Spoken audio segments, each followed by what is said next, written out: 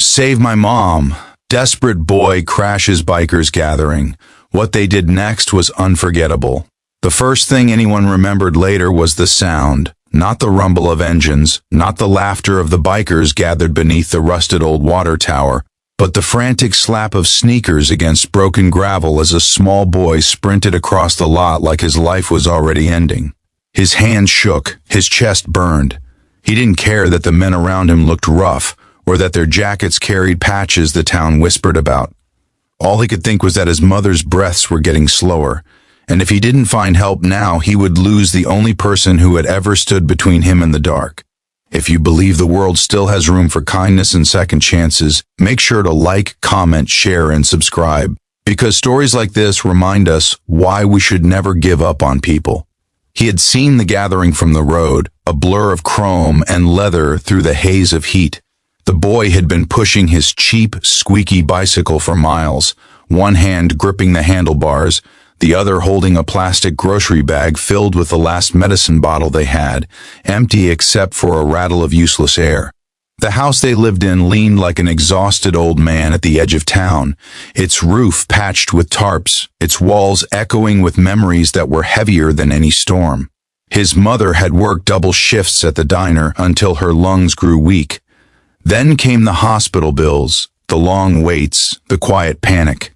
When she collapsed that afternoon, he had tried dialing numbers, asking neighbors, praying.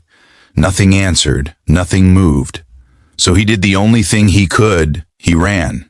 He didn't think about how people would judge him when he stepped into the biker gathering. Oil-stained hands paused mid-gesture. Tattoos glimmered beneath sunburned arms. Hard faces turned, measuring him unsure.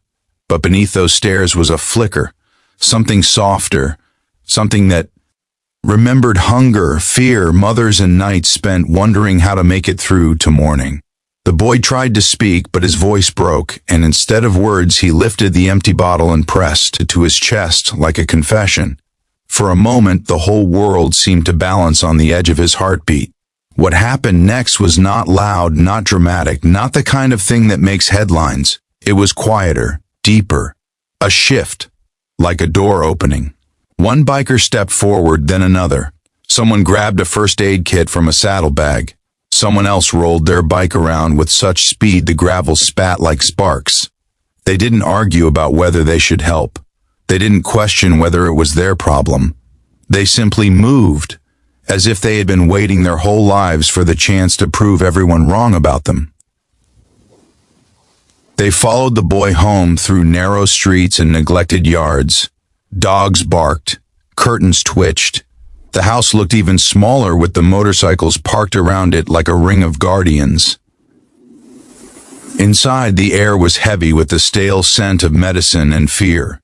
His mother lay on the couch, her face as pale as leftover winter light, breath shallow, eyes fighting to stay open. For a second, the boy's courage cracked, and the truth of what might happen rushed in like floodwater.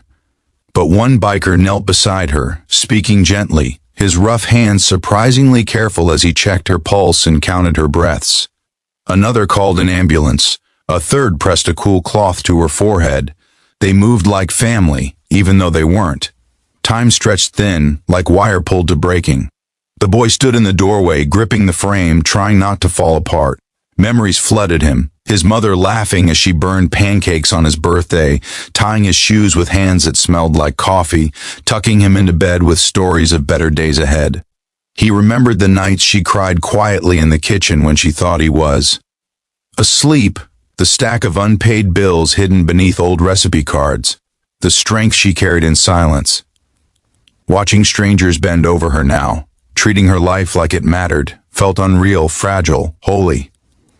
When the ambulance finally arrived, the bikers didn't leave.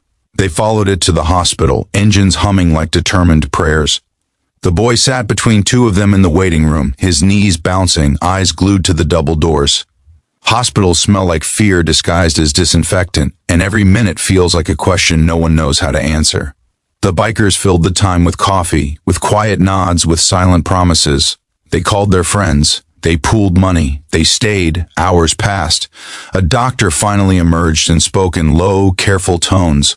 Pneumonia, dehydration, exhaustion.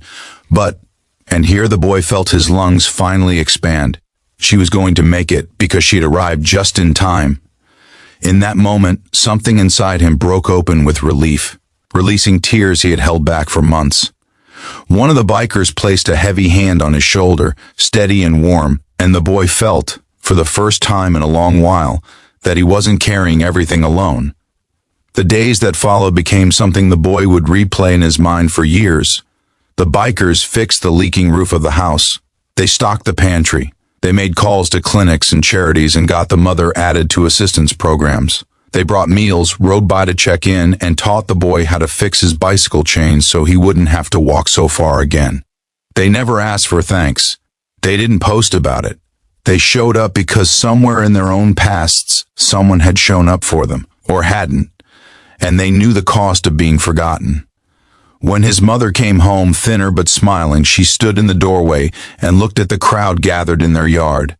Her voice trembled as she thanked them, not with speeches, but with the quiet awe of someone who had brushed shoulders with the edge and come back. She hugged her son, pressing her cheek to his hair, and he felt her heart beating strong again.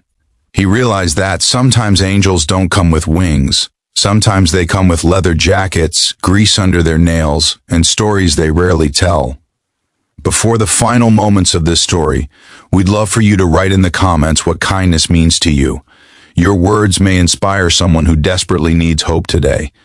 And if this story touched your heart, please like, comment, share, and subscribe. Not for numbers, but because every act of attention spreads a little more light where it's needed most. In the end, the boy learned something he would carry into every tomorrow. Help can arrive from the least expected places, and compassion is a road anyone can choose to ride. The bikers went back to their lives in long highways.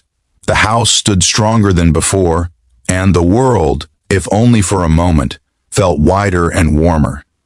Somewhere, a child slept easier, a mother breathed deeper, and the echo of that desperate cry, "Save my mom," turned into a quiet promise that none of us are truly alone when we choose to take care of one another.